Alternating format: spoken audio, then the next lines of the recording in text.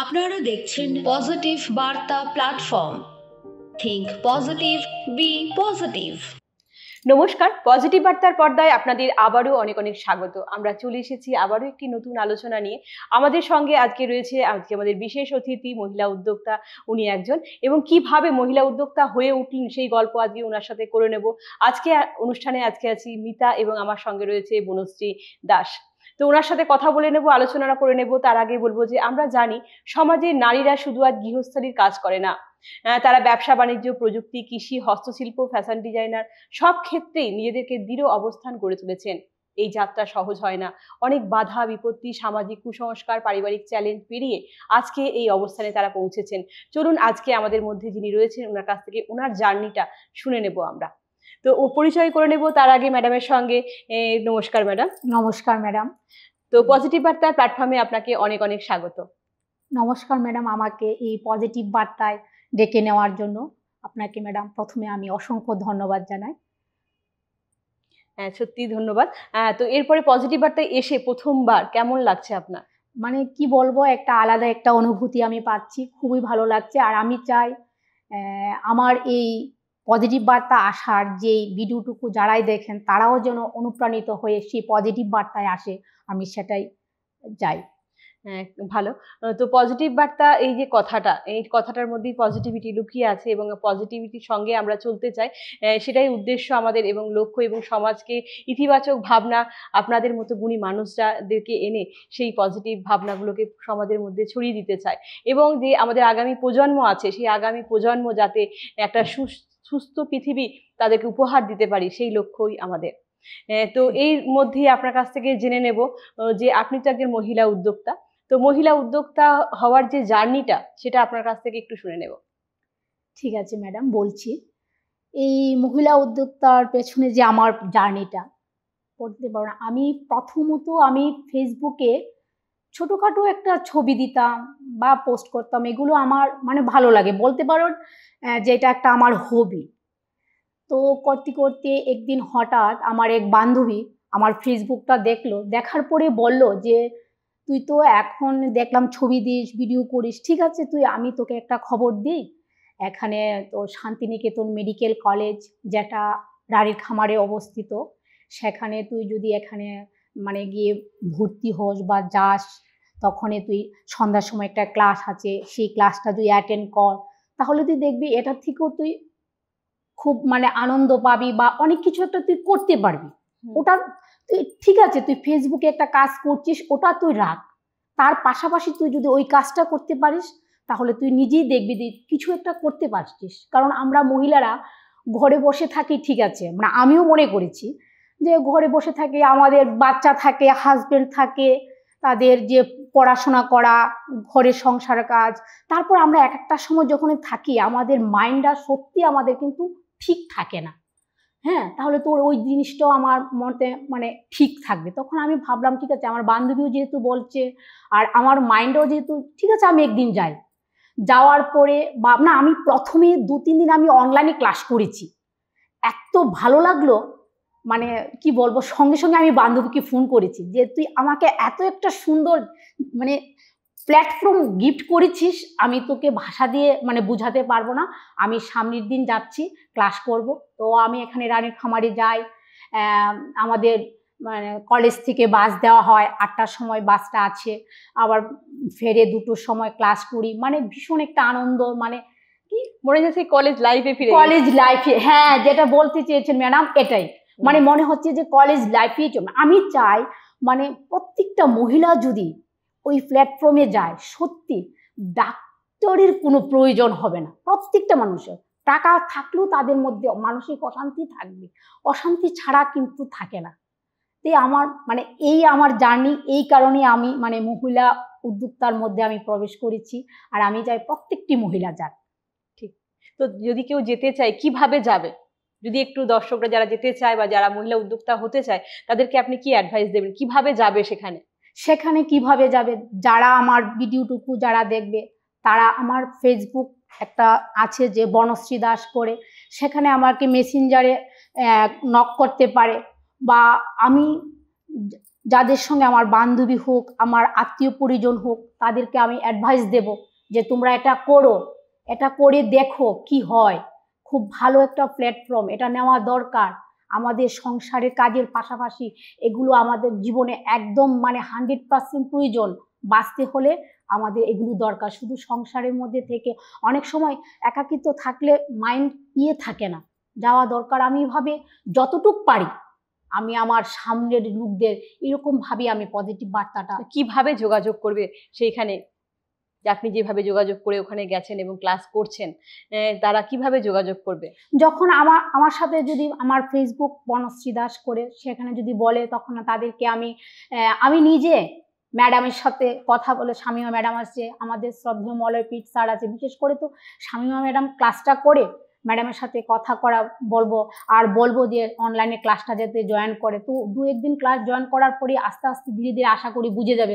যেটা প্রথম আমি যখন ক্লাসে গিয়েছি আমি কিছুই বুঝতে পারিনি, কি হচ্ছে কি বুঝতে পারছি না। 2 দিন 3 দিন 4 দিন 5 দিন ক্লাস যাওয়ার পরে খুব ভালো, আরো ইন্টারেস্ট, যত দিন যাচ্ছে তার প্রতি আমি অনেকটাই ইন্টারেস্ট হয়ে যাচ্ছি। খুব দারুণ একটা জিনিস, আর এতদিন পেলাম না কেন এই জিনিসটা। আর শ্রদ্ধেয় মলয়পীঠ স্যার আমাদের এত একটা সুন্দর প্ল্যাটফর্ম করে দিয়েছে। সত্যি যারা না জানে, আমাদের প্রত্যেকটা মহিলাদের উচিত, যারা আমরা এই পজিটিভ বার্তার মধ্যে আছি, তারা সবাই যেন এটাকে ছড়িয়ে দেয়। দরকার শুধু আমরা একা, যারা এখনো সেই খবরটা জানে না, আমাদের পৌঁছানো দরকার। ঠিক আছে, সংসারে কাজের পাশাপাশি ওটাও আমাদের একটা সংসার, সেভাবে আমরা এগিয়ে যেতে যাওয়া দরকার, ছড়িয়ে দেওয়া দরকার। কারণ একজন মহিলা তো আর জানবে না, ও একটা গ্রামের মহিলা বলুক বা আমাদের গ্রামে যে সবাই কিন্তু জানবে না, সবাই কিন্তু বেশিরভাগ ঘরের মধ্যেই বসে থাকে। ঠিক আছে না, হয়তো অনেক সময় টিভি দেখে অযথা একটা মোবাইল চালিয়ে রাখে, মোবাইলটার মধ্যে কাজও করে না। তাদেরকে যদি আমরা পুছিয়ে দিতে পারি, তারা একটা সুন্দর একটা প্ল্যাটফর্ম হবে, কিছু একটা করতে পারবে। ঠিক, স্বপ্ন আছে কিন্তু রাস্তা পাচ্ছে না। ঠিক, তখন কিন্তু সেই শান্তিনিকেতন মেডিকেল কলেজে গিয়ে সেখানে রিসেপশনে দেখা করে এবং সেখানে ফর্ম ফিল আপ করে আপনিও মহিলা উদ্যোক্তা হতে পারবেন এবং আপনার ইচ্ছা মতো যে ব্যবসাটা আপনি করতে ইচ্ছুক সেই ব্যবসাটা আপনি করতে পারবেন। তো বলবো অবশ্যই আপনারা যদি ইচ্ছা থাকে আপনাদের এই মহিলা উদ্যোক্তা হওয়ার, অবশ্যই যোগাযোগ করবেন সেখানে। এবং আমাদের মধ্যে তো রয়েছেন একজন মহিলা উদ্যোক্তা এবং উনার মুখ থেকে আমরা সেই গল্প শুনতে পাচ্ছি, কত সুন্দরভাবে উনার ভালো লাগছে। এবং উনি একসময় ঘরেই থাকতেন এবং ঘরে বসেই উনি কাজ করতেন, কিন্তু আজকে এই প্ল্যাটফর্মটা পাওয়াতে উনার আরো ভালো লাগছে এবং সেই উনার মধ্যে সেই রিয়াকশন আমরা দেখতে পাচ্ছি। সত্যি খুব ভালো লাগছে উনার সাথে কথা বলে। তো আপনাদের কেমন লাগছে অবশ্যই জানাবেন আমাদের কমেন্ট করে। তো এরপরে ম্যাডামের কাছ থেকে আবারও জেনে নেব যে কলেজে যে যাচ্ছেন, তো কলেজের পরিবেশটা আপনার কাছে কেমন লাগছে? অপূর্ব, কলেজের পরিবেশটা অপূর্ব, চারিদিকে সবুজ বা বিভিন্ন গাছ, এগুলো তো আমার খুব ভালো লাগছে। বিভিন্ন সবজি গাছও দেখলাম প্রথম কলেজে ঢোকার পরেই, যে পেঁপে গাছ বা ভীষণ।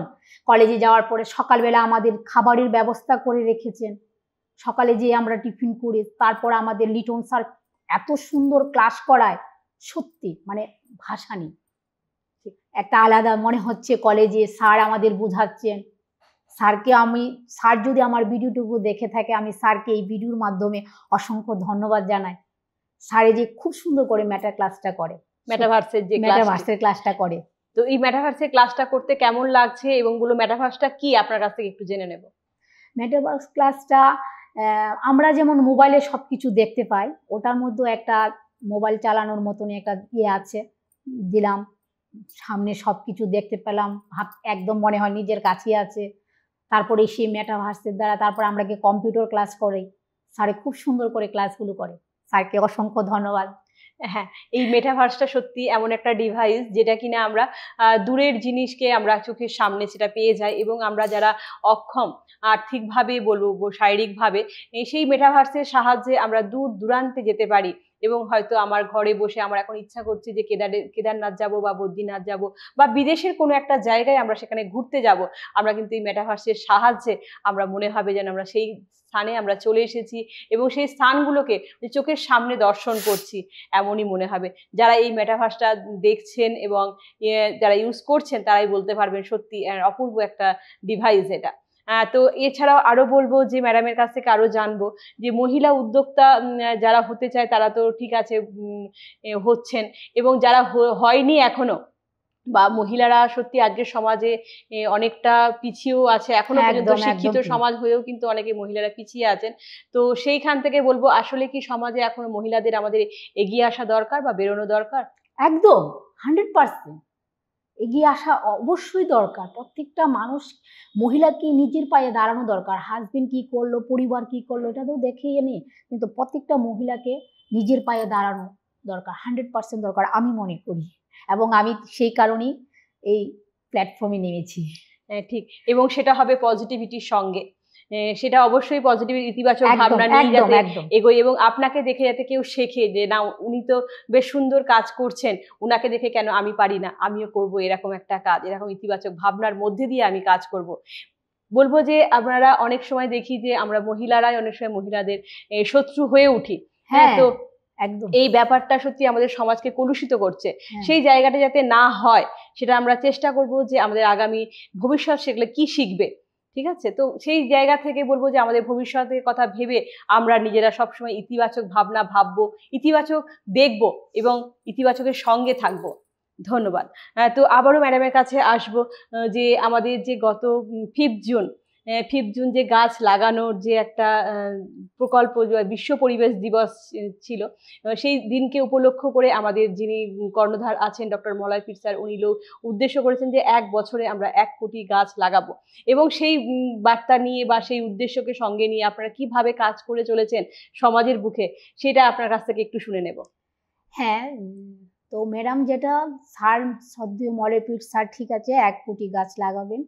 তো আমরা সন্ধ্যায় ক্লাসটা করি, শামিমা ম্যাডাম আমাদের সাথে কথা বলে আমরা স্কুলে গিয়ে প্রথম কথা বলে আসি যে আমরা শান্তিনিকেতন মেডিকেল কলেজ থেকে এসেছি এবং আমরা আমাদের শ্রদ্ধেয় মলয় পীর স্যার 1 বছরে 1 কোটি গাছ লাগাবেন। তো আমরা আপনাদের স্কুলে গাছ লাগাতে চাই। তখন সেদিক থেকে তো খুব মানে স্যার তারা শুনে তো খুব খুব ভালো একটা কাজ উদ্যোগ নিয়েছেন, এত সুন্দর একটা কাজ করছেন। প্রত্যেকটা স্কুলে যতটুকু স্কুলে আমরা মানে আমি গিয়েছি আমার টিমগুলো নিয়ে, মানে তারা সবাই প্রশংসা এবং স্যারকে অসংখ্য ধন্যবাদ জানাচ্ছে, এত সুন্দর একটা করেছেন। আর রামনগরের একজন ম্যাডাম রামনগরে হেডমিস্ট্রেস হবে, ম্যাডাম তো জানেনই না ব্যাপারটা। ম্যাডাম আমাদের মুখ থেকে শুনে তো খুব খুশি এবং স্যারকে অসংখ্য ধন্যবাদ জানাচ্ছে। তো আমরা আগের দিন গিয়ে কথা বলে আসি, পরের দিন কলেজ থেকে গাছ নিই, কলেজ থেকে আমাদের গাড়ি দেয়, সব কিছু পরিষেবা খুব সুন্দর করে দেয়, দুপুরে খাবারের ব্যবস্থা করে দিয়ে তারপর আমরা গাছ লাগাই। মানে ভীষণ, মানে যখন গাছটা লাগিয়ে বাড়িতে যাই না তখন মনে হয় এত সুন্দর একটা কাজ করে বাড়িতে আসলাম, সত্যি এতদিন কোথায় ছিল। ঠিক, সত্যি শরীরের সব টায়ারটা কিন্তু তখন একদম কোনো টায়ার্ডই লাগে না। না, ইস রাত্রটা কখন শেষ হবে, আবার কোন স্কুলে যাই, যে আপনাদের স্কুলে আসবো গাছ লাগাতে। মানে কি বলবো ম্যাডাম, মানে ভাষা নেই। সত্যি খুব একটা ভালো আমি কাজ চাই করছেন। মানে আমার ভিডিও যারা দেখছেন বা প্রত্যেকটা মানুষ এই সবুজের মধ্যে যেন, সবুজ গাছ রোপণ করার মধ্যে যেন এগিয়ে আসে। কারণ অবশ্যই। আমরা যে এটা ধ্বংস হয়ে যাচ্ছে, পৃথিবীটা ধ্বংসের দিকে চলছে, বিশ্ব উষ্ণায়নের দিকে এগিয়ে হ্যাঁ। চলছে, অক্সিজেনের মাত্রা কমে যাচ্ছে, হ্যাঁ সেই জায়গা থেকে বলবো যে গাছ লাগান সকলে। একদম একদম ঠিক। 1 কোটি গাছ রোপণের মহৎ উদ্যোগ নিয়ে কিছু কথা। আমাদের প্রেসিডেন্টের নেতৃত্বে সারা রাজ্য জুড়ে 1 বছরে 1 কোটি গাছ লাগানোর যে মহৎ প্রকল্প নেওয়া হয়েছে তা সত্যিই একটি যুগান্তরকারী পদক্ষেপ। এই প্রকল্প শুধু পরিবেশ রক্ষা নয়, বরং আগামী প্রজন্মের জন্য একটি সবুজ ভবিষ্যতের প্রতিশ্রুতি। মহিলা উদ্যোক্তা থেকে শুরু করে মিডিয়া ফোরাম ও ছাত্র সমাজ সবার সম্মিলিত চেষ্টায় এই উদ্যোগ বাস্তবায়নের পথে আমরা গর্বিত, আমরা আশাবাদী। চলুন আমরা সকলে একত্রিত হয়ে এই গাছ লাগানোর উদ্দেশ্যকে সফল করি এবং পাশে থাকুন, সঙ্গে থাকুন এবং একটা সবুজ পৃথিবী গড়ে তুলি এবং আগামী প্রজন্মকে একটা সবুজ পৃথিবী উপহার দিই। ধন্যবাদ। তো ম্যাডামের কাছ থেকে আবারও জানবো যে আমাদের 14ই জুন ত্রিপুরা শান্তিনিকেতন মেডিকেল কলেজে যে 6 জন মহিলা এন্টারপ্রেনার দিল্লিতে গিয়েছিলেন, সেই কেন গিয়েছিলেন এবং কি জন্য, সেই কথাটা একটু জেনে নেবো আপনার কাছ থেকে। দিল্লির প্রেস ক্লাবে পজিটিভ বার্তাকে এশিয়া বুকস অফ রেকর্ডস থেকে সম্মানিত করেছেন। আর এখান থেকে আমাদের শান্তিনিকেতন মেডিকেল কলেজ থেকে 6 জন মহিলা সেখানে গিয়েছেন, আর সেখানে গিয়ে তারা বক্তৃতা রেখেছেন, আমাদের ত্রিপুরাকে রিপ্রেজেন্ট করেছেন। যেসব মহিলারা ঘর থেকেই বেরোতে পারত না, তারা সেখানে গিয়ে ত্রিপুরার সম্বন্ধে বক্তৃতা রেখেছেন। এটা বিষয়, একটা গর্বের বিষয়। তারা মোবাইল চালাতে জানতো না, এখন তারা মোবাইল চালাতে জানে, মোবাইল দ্বারা তারা অনেক কিছু করতে পারে। তারপরে মোবাইল দ্বারা আমরা কিন্তু মানে সন্ধ্যার সময় আমরা মিটিং করি, গুগল মিট করতে পারি, অনেক কিছু আমরা মানে মহিলারা সেই মোবাইল, যেসব মহিলারা ঘর থেকে বেরোতো না সেসব মহিলারা অনেক কিছু শিখতে পেরেছে। ঠিক। এটা ভীষণ একটা গর্বের বিষয়। একদম তাই। সেই রাস্তাটা বা সেই পথটা আমাদেরকে তৈরি করে দিয়েছেন আমাদের স্যার। হ্যাঁ, স্যারের কাজই হলো যে আমাদের সামনে মহিলাদের সামনের দিকে আরো এগিয়ে নিয়ে যাওয়া এবং একটা শিল্প বান্ধব পরিবেশ তৈরি করা এবং বিভিন্ন রকম পজিটিভ কর্মকাণ্ড করে আমাদেরকে এগিয়ে নিয়ে যাওয়া সামনের দিকে, বা একটা সুস্থ সমাজ বা সুস্থ পৃথিবী উপহার দেওয়া আগামী প্রজন্মকে, এটাই আমাদের স্যারের লক্ষ্য এবং উদ্দেশ্য। তো এরপরে আবারও জানবো যে আমাদের যে 6ই সেপ্টেম্বর আবারও যাচ্ছেন দিল্লিতে মহিলারা, 10 জন মহিলা যাচ্ছেন, এবং সেই বিষয়টা নিয়ে আপনি কি বলবেন? আবারও 6 সেপ্টেম্বর আমাদের ত্রিপুরা শান্তিনিকেতন মেডিকেল কলেজের মহিলা উদ্যোক্তা ওমেন এন্টারপ্রেনার 13 জন দিল্লিতে যাচ্ছেন। যে 1 কোটি গাছ লাগানোর যে এটা অনুষ্ঠানটা, সেখানে দিল্লিতে পজিটিভ বার্তার একটা অনুষ্ঠান হচ্ছে, সেখানে সেই 13 জন মহিলা যাচ্ছেন বক্তৃতা রাখার জন্য। বাহ! খুব সুন্দর, এবং সেখানে আবারও আমাদের পজিটিভ বার্তাকে সেখানে তুলে ধরা হবে, এবং আমরা যে কি কাজ করছি এই পজিটিভিটির সঙ্গে 1 বছরে 1 কোটি গাছ লাগানোর যে পরিকল্পনা, সেই পরিকল্পনা নিয়ে সেখানে আলোচনা হবে। সত্যি এটা খুবই গর্বের যে আবারও 13 জন মহিলা সেখানে যাচ্ছে দিল্লির বুকে, সেখানে তারা বক্তৃতা রাখতে পারবে। সত্যি খুব ভালো কাজ। তো এরপরে আবারও জানতে চাইবো আপনার কাছে, আপনি যে ব্যবসাটা করছেন এবং কন্টিনিউ চালিয়ে যাচ্ছেন, সেই ব্যবসাটা একটু শুনে নেব আপনার কাছ থেকে। কিসের ব্যবসা করছেন এবং কিভাবে এগিয়ে যাচ্ছেন ব্যবসাটা নিয়ে? একটু শুনে নেব। তো আমি একটা মানে কসমেটিক বলতে পারেন যে ওরিফ্লেম একটা প্রোডাক্ট আছে, সেটা আমি প্রথম বাড়ি বাড়ি গিয়ে সেল করতাম। যখন আমি এখানে ঢোকার পরে আমাদের খুব সুন্দর সুযোগ করে দিয়েছে অনলাইনের মাধ্যমে, এখন সেই বিজনেসটুকু করছি।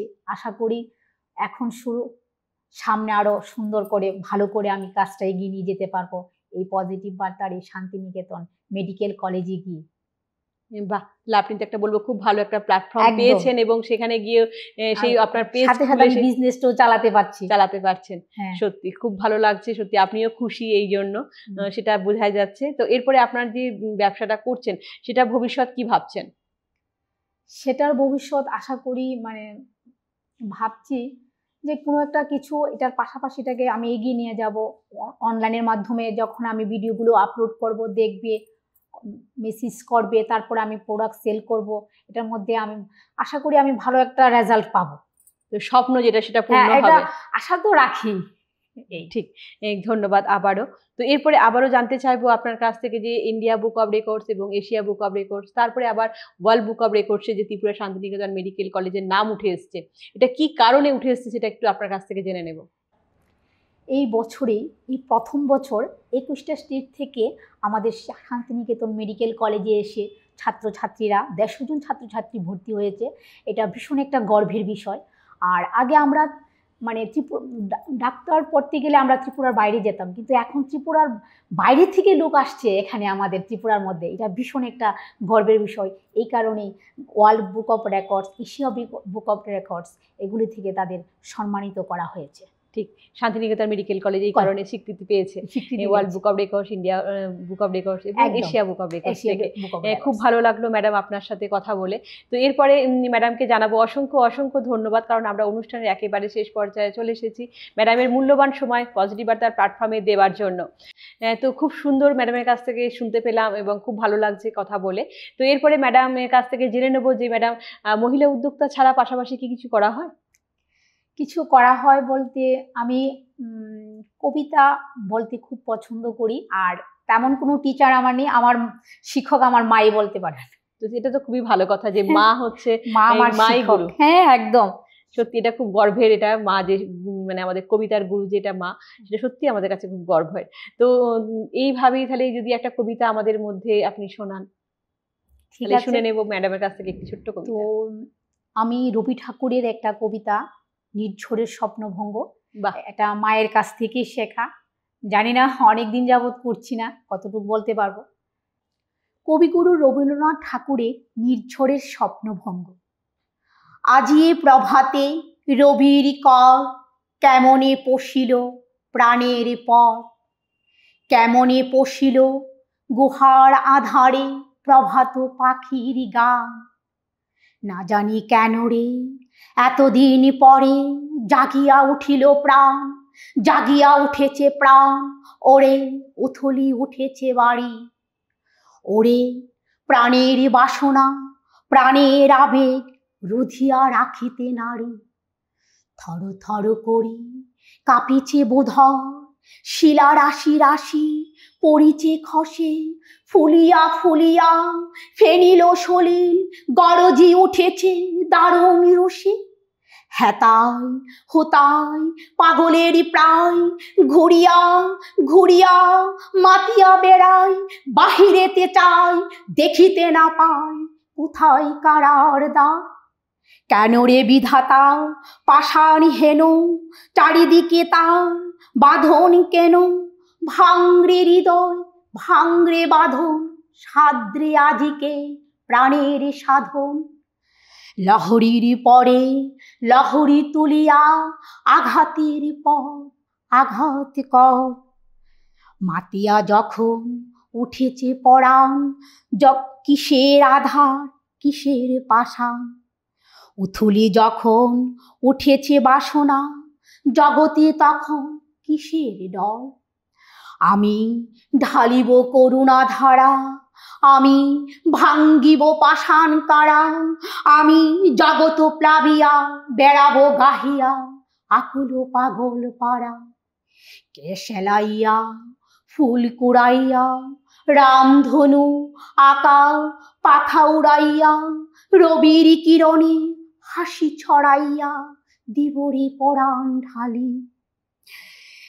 শিখর হইতে শিখরে ছুটিব, বুধর হইতে বুধরে লুঠিব, হেসে খল খল গেয়ে কল কল তালে তালে দিব তালি। এত কথা আছে এত গান আছে এত প্রাণ আছে মোর, এত সুখ আছে এত স্বাদ আছে প্রাণ হয়ে আছে ভোর। কি জানি কি হলো আজি জাগিয়া উঠিল প্রাণ, দূর হতে শুনি যেন মহাসাগরের গান। ওরে চারিদিকে মোর একই কারাগার ঘুর, ভাঙ ভাঙ ভাঙ কারা আঘাতে আঘাত কর। ওরে আজ কি গান গেয়েছে পাখি এসেছে রবির কর। নমস্কার। ধন্যবাদ ম্যাডাম। বাহ, খুব সুন্দর একটা কবিতা শুনে নিলাম আমরা আপনার কাছ থেকে। তো আমরা অনুষ্ঠানের একেবারে শেষ পর্যায়ে চলে এসেছি। ম্যাডামকে জানাবো অসংখ্য অসংখ্য ধন্যবাদ ম্যাডামের মূল্যবান সময় আমাদের পজিটিভ বার্তার প্ল্যাটফর্মে দেওয়ার জন্য। তো আমরা অনুষ্ঠান কেমন লাগছে অবশ্যই কমেন্ট করে জানাবেন এবং আমাদের আগামী অনুষ্ঠানগুলো দেখার জন্য চোখ রাখতে বলবো পজিটিভ বার্তার Facebook live, Tripura knowledge city এবং পজিটিভ বার্তার ইউটিউব চ্যানেলে। আজকের মতো আমরা অনুষ্ঠান এখানেই সমাপ্ত করতে চলেছি। ভালো থাকবেন, সুস্থ থাকবেন। নমস্কার। নমস্কার।